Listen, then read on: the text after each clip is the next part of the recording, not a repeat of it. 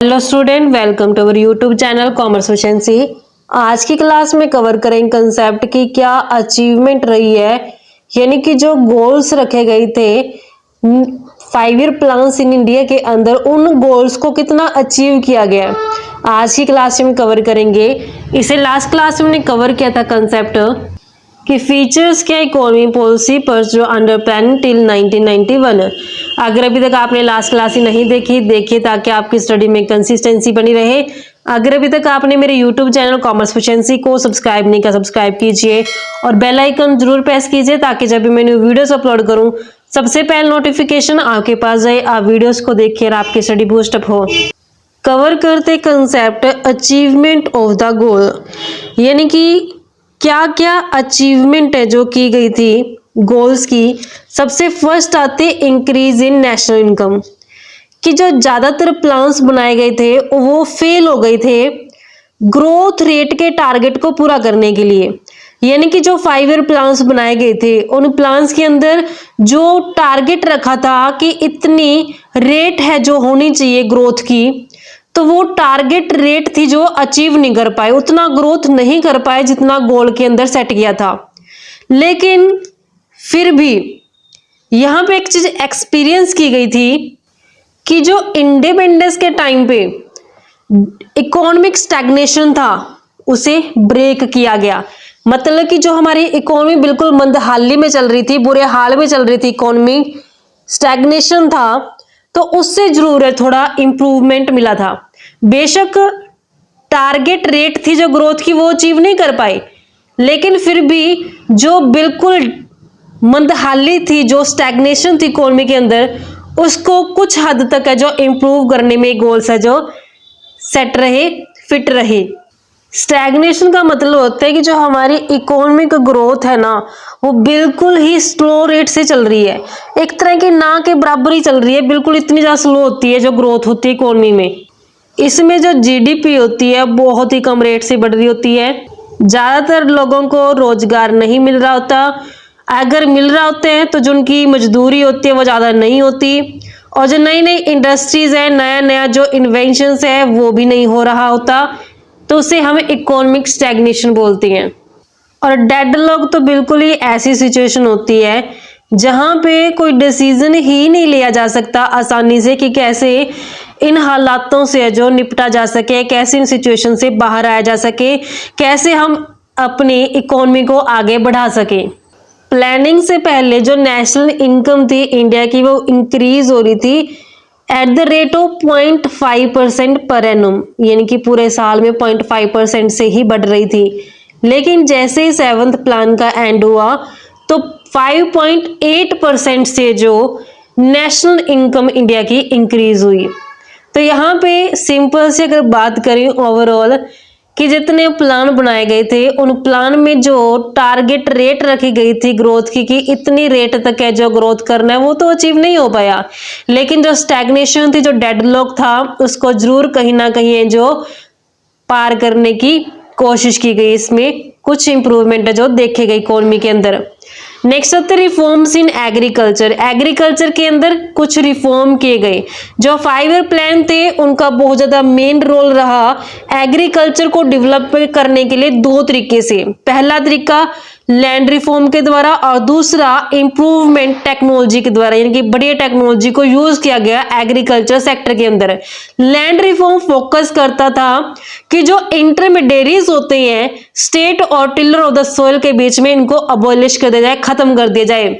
यानी कि tiller of the soil ऐसे पर्सन होते हैं जो उस जमीन के ऊपर काम कर रहे होते हैं खेती बाड़ी का। जो स्टेट और जो टिलर ऑफ द सोइल के बीच में जो इंटरमीडिएटरीज थे उनको खत्म किया गया था इसमें, क्योंकि इंटरमीडिएरीज ऐसे पर्सन होते हैं जो टैक्स, जो जमीन के ऊपर टैक्स लगते हैं उसको इकट्ठा करने का तो हक था, लेकिन ये खेती बाड़ी का काम नहीं करते थे।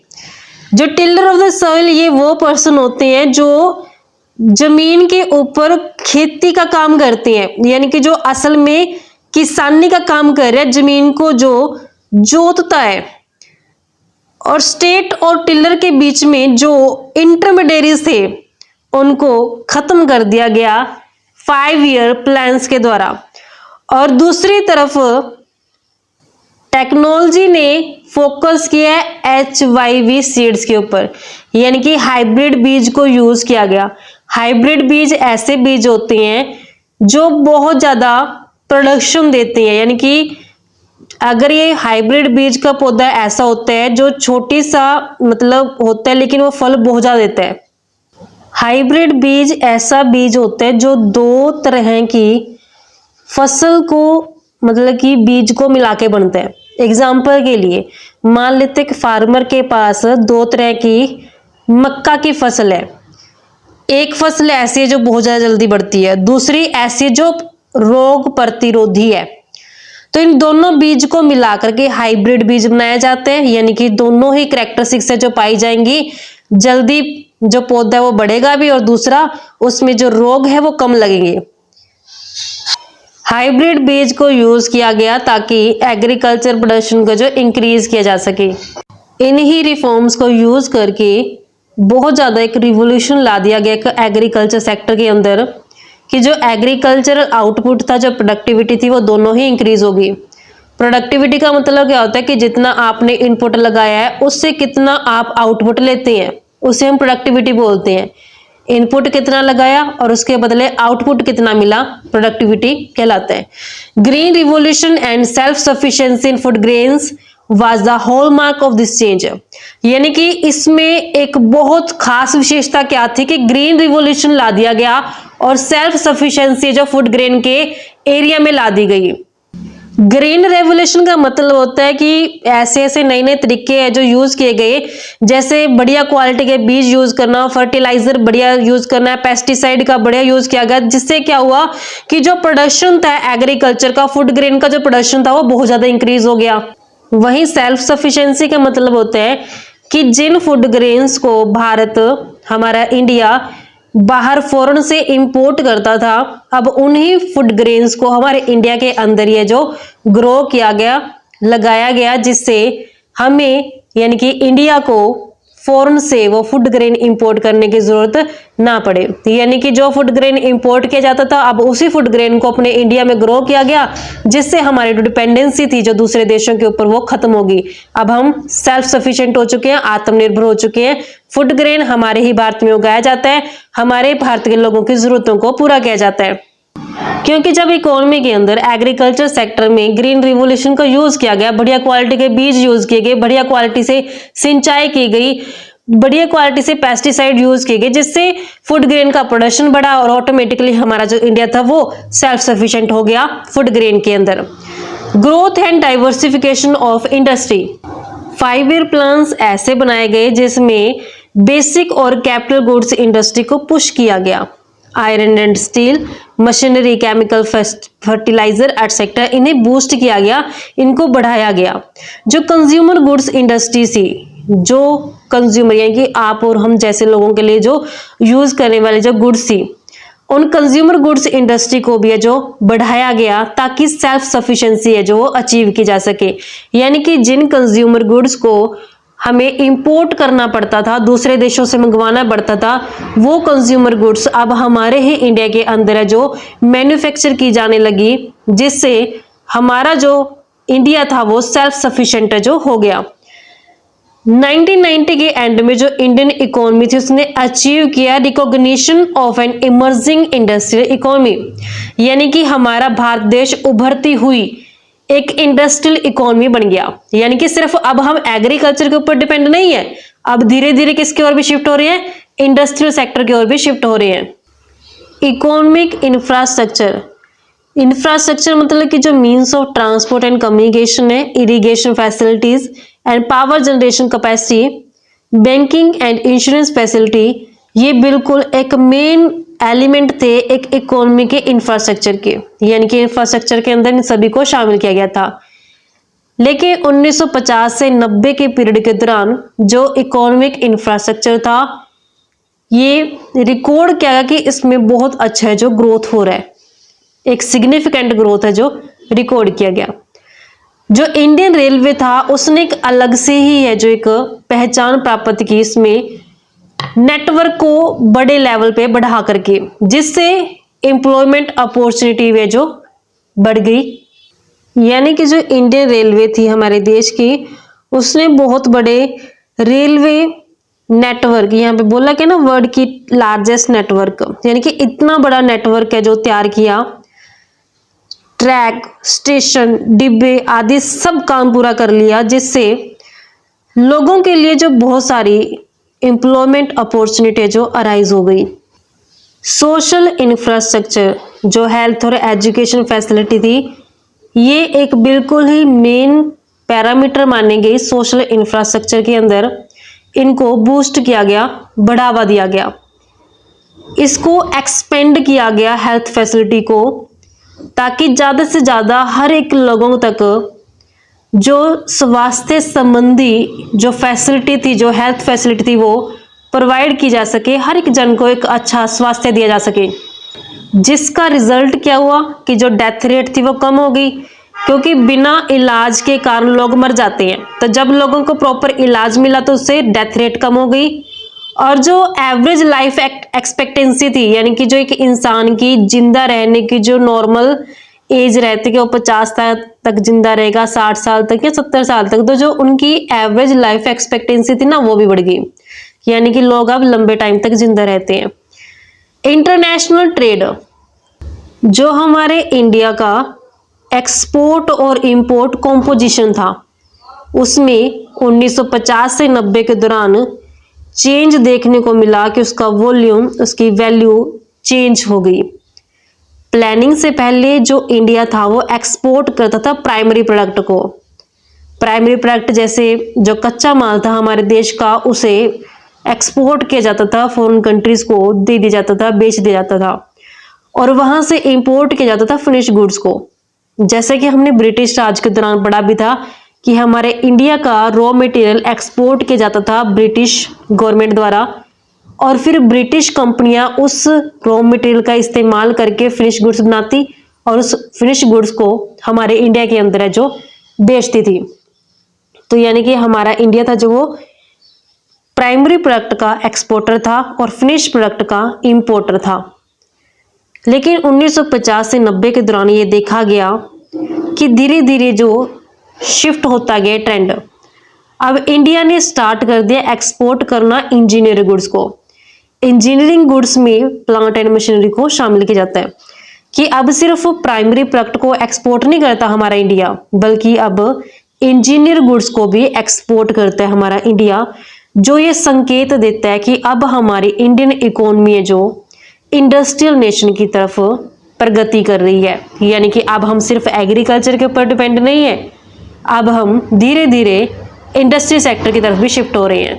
अगर हम इन शॉर्ट में बात करें तो जो हमारे इंडियन इकोनॉमी है 1950 से 90 पीरियड के दौरान ये एक नोटिसेबल ग्रोथ देखी गई। इसमें ग्रोथ ऐसी नोटिस की गई कि जो नेशनल इनकम है वो स्ट्रक्चरल चेंज के साथ साथ नेशनल इनकम भी बढ़ रही है, और जितने भी सेक्टर्स इकोनॉमी के अंदर उन सब में चेंज है जो देखने को मिला।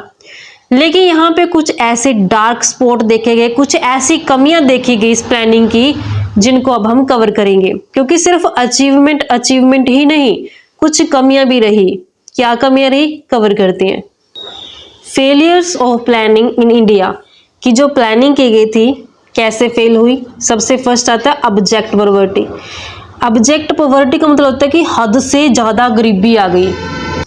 गरीबी को खत्म करना एक मेन थीम थी प्लानिंग की।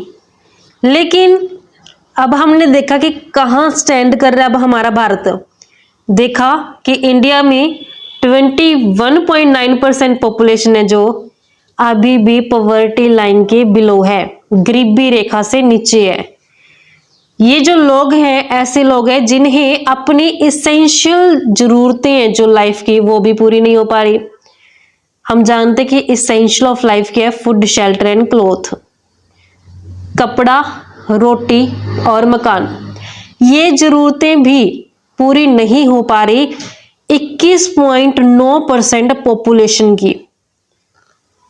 और अगर बात करें ना पूरे वर्ल्ड के अंदर अगर 100% गरीब लोग हैं तो देखा गया कि उसमें 50% लोग तो हमारे इंडिया के अंदर है। यानी कि बिल्कुल ही जो एब्सोल्युटली पुअर लोग हैं ना पूरी दुनिया के कंपेरेटिवली, भारत में 50% पाई गई। इतना बुरा हाल हो गया। कहाँ तो थीम रखी थी कि गरीबी खत्म करनी है, और रिजल्ट क्या हुआ कि गरीबी बढ़ गई। इस हद तक बढ़ गई कि लोगों को अपनी ज़रूरतें भी पूरी नहीं हो पा रही, जो उनकी एसेंशियल थी, लाइफ के लिए जरूरी थी, वो भी पूरी नहीं कर पा रही। एब्सोल्युटली पुअर जो लोग थे पूरे वर्ल्ड के कंपैरिजन में 50% तो हमारे देश में ही आ गए। ये फेलियर थी प्लानिंग की, सबसे बड़ी फेलियर। नेक्स्ट आती है हाई रेट ऑफ इन्फ्लेशन, कि देखो अगर हमें अपने इकोनॉमी का ग्रोथ करना है, बढ़ाना है, कैसे बढ़ाएंगे, तो उसके लिए जो प्रयास किए गए, जो प्लानिंग की गई, ठीक है इकोनॉमी ग्रोथ के लिए प्लानिंग की गई, लेकिन उससे दूसरी तरफ महंगाई भी धीरे धीरे बढ़ती गई। जैसा कि आज की रियलिटी में हम देख भी रहे हैं कि पहले के कंपेरेटिवली आज के टाइम में जो इन्फ्लेशन है वो बहुत ज्यादा पीक पे पहुंच गई है। प्लानिंग इन इंडिया में जो बहुत महंगाई है उसको फेस करना पड़ा कंट्री को, क्योंकि बेशक इकोनॉमिक ग्रोथ के लिए प्लानिंग बनाएगी, लेकिन फिर भी महंगाई को हम अपने देश से दूर नहीं कर पाए। हाई रेट ऑफ इन्फ्लेशन थी 5 ईयर प्लान्स के दौरान, जिससे जो रियल इनकम थी लोगों की वो खत्म हो गई। रियल इनकम का मतलब क्या होता है कि जब मैं अपने इनकम को in terms of goods and services में एक्सप्लेन करती हूँ तो वो मेरी रियल इनकम होती है। एग्जांपल की हेल्प से समझाती हूँ। मान लेते हैं कि एक पर्सन की इनकम है 100 रुपये। 100 रुपये क्या है उसकी इनकम है, और वो गुड्स परचेज करते हैं। मान लेते हैं कि एक गुड्स का प्राइस है जो 10 रुपये है, तो कितने गुड्स परचेज कर पाएगा? 10 गुड्स परचेज कर पाएगा। तो जो ये 10 गुड्स आई है ना, ये क्या कहलाती है? रियल इनकम कहलाती है। अगर मान लेते हैं कि प्राइस बढ़ गया, इनकम वही है 100 रुपये, प्राइस 10 रुपये से बढ़ के 20 रुपये हो गया, तो अब कितने गुड्स परचेज कर पाएगा पर्सन? सिर्फ 5 गुड्स। पहले 10 परचेज करता था, अब 5 गुड्स परचेज कर पाएगा। तो जैसे इन्फ्लेशन आया, इन्फ्लेशन के कारण क्या हुआ? पर्सन की जो रियल इनकम थी वो इरोड हो गई, खत्म हो गई, कम हो गई। अब यहाँ पे इकोनॉमी को ऐसे डिवाइड कर दे कि अब हम क्या करें और क्या ना करें। यहाँ पे सिर्फ फर्स्ट प्लान ही एक ऐसा इकलौता प्लान था जहां पे प्राइस लेवल डाउन थे, बाकी जितने भी अदर प्लान्स थे उनमें प्राइस बिल्कुल बढ़ता गया, इंक्रीज होता गया और महंगाई आ गई इकोनॉमी में। नेक्स्ट आती है अनएम्प्लॉयमेंट क्राइसिस, यानी कि बेरोजगारी की जो समस्या थी। बेशक बहुत सारे एम्प्लॉयमेंट अपॉर्चुनिटी जनरेट कर दी, लेकिन फिर भी जो अनएम्प्लॉयमेंट थी वो खत्म नहीं हो पाई। फर्स्ट प्लान के एंड में देखा गया कि 53 लाख पर्सन ऐसे जो अनएम्प्लॉयड हैं। ये नंबर बढ़ के 4 करोड़ हो गया एंड ऑफ 11th प्लान में। 19-20 के दौरान जो अनएम्प्लॉयड रजिस्ट्रेशन थे वो बढ़ के 42.82 करोड़ हो गए। देखो कैसे बढ़ा, 53 लाख फर्स्ट प्लान के एंड में, फिर 4 करोड़ 11th प्लान के एंड में, 19-20 के दौरान 42.82 करोड़। जिसका रिजल्ट क्या हुआ? सोशल अनरेस्ट फैल गया, और जो ग्रोथ करने का प्रोसेस था उसके लिए एक डर पैदा होगा कि कैसे ग्रोथ होगा। जब इतनी पॉपुलेशन बेरोजगार है हमारे देश में, तो ग्रोथ कौन करेगा, कैसे ग्रोथ होगा? तो ये बहुत दिक्कत हुई। इन एडुकेट इंफ्रास्ट्रक्चर, जो इंफ्रास्ट्रक्चर था वो एडुकेट नहीं था, जरूरत के हिसाब से नहीं सही था वो इंफ्रास्ट्रक्चर था। जो डेवलपमेंट ऑफ इंफ्रास्ट्रक्चर जिसमें शामिल किया जाता है power, road, dam, bridge, school, college, hospital, ये इनएडुकेट थे। 67 ईयर प्लानिंग के बावजूद भी ये इनएडुकेट रहे।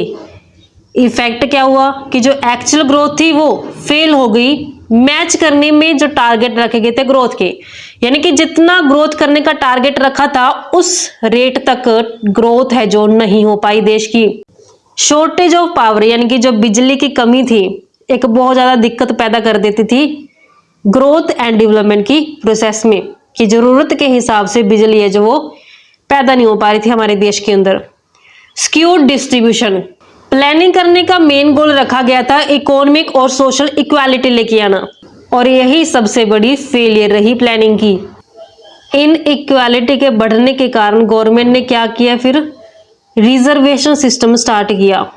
रिजर्वेशन स्टार्ट किया जॉब्स के अंदर कि उन पर्सन को जॉब दी जाएगी जो इकोनॉमिकली और सोशली वीकर सेक्शन से आती है, यानी कि सोशल और इकोनॉमिक इक्वालिटी इकोनॉमी में लेके आनी है। तो गवर्नमेंट ने रिजर्वेशन सिस्टम को स्टार्ट कर दिया गया कि रिजर्व कर देगी सीट की, इतनी सीट है जो सोशल वीकर सेक्शन को दी जाएंगी सोसाइटी के अंदर। ब्रीफली ये ऑब्जर्व किया गया यूएनओ टीम की एक्सपर्ट द्वारा कि जो लागू करना प्रिंसिपल शॉर्टकमिंग रहा प्लानिंग इन इंडिया को, यानी कि जो प्लानिंग की गई थी उस प्लानिंग को लागू करना बहुत मुश्किल रहा हमारे इंडिया के अंदर। जो प्लान्स फॉर्मुलेट किए गए लेकिन वो प्लान है जो अचीव नहीं कर पाए उन टारगेट को, जो टारगेट रखे गए थे प्लानिंग के अंदर। क्यों टारगेट अचीव नहीं हो पाए? क्योंकि एडमिनिस्ट्रेशन इनएफिशिएंट था, डिसऑनेस्टी थी और वेस्टेड इंटरेस्ट था, रेड टेपिज्म था। यानी कि अगर बोला जाए तो जो प्लानिंग की गई थी वो सिर्फ कागजातों में रह गई कि इतना ग्रोथ हो गया, रियल में हमें वो रिजल्ट है जो एक्चुअल में प्राप्त नहीं हो पाए। टारगेट बड़े बड़े रख दिए गए प्लानिंग के अंदर, लेकिन रियलिटी में वो टारगेट है जो अचीव नहीं हो पाए। तो वो सिर्फ वो कागजों में ही ग्रोथ रह गई, एक्चुअल में वो अचीव नहीं हो पाई। तो इन प्लानिंग की फेलियर के कारण ही गवर्नमेंट को यू टर्न लेना पड़ा। एनईपी न्यू इकोनॉमिक पॉलिसी को रिडिफाइन कर दिया गया, पूरा जो फ्रेमवर्क था पॉलिसी प्रोग्राम का ग्रोथ और डेवलपमेंट के लिए। चैप्टर 4 है जो फोकस करते हैं इकोनॉमिक रिफॉर्म क्या रही है अंडर एनईपी, तो चैप्टर 4 के अंदर हम इसे कवर करेंगे। तो इस तरीके से बच्चों हमारे पास ये कंसेप्ट रहता था। आई होप आपको क्लियर हो गया। नेक्स्ट क्लास में कवर करेंगे नीति आयोग का कंसेप्ट। ऐसी ही रेगुलर क्लासेस के लिए आप मेरे यूट्यूब चैनल कॉमर्स एफिशिएंसी को सब्सक्राइब, लाइक और शेयर करें। बेल आइकन जरूर प्रेस करें ताकि जब भी मैं न्यू वीडियोस अपलोड करूं सबसे पहले नोटिफिकेशन आपके पास आए। आप वीडियोस को देखकर आपकी स्टडी बूस्ट अप हो।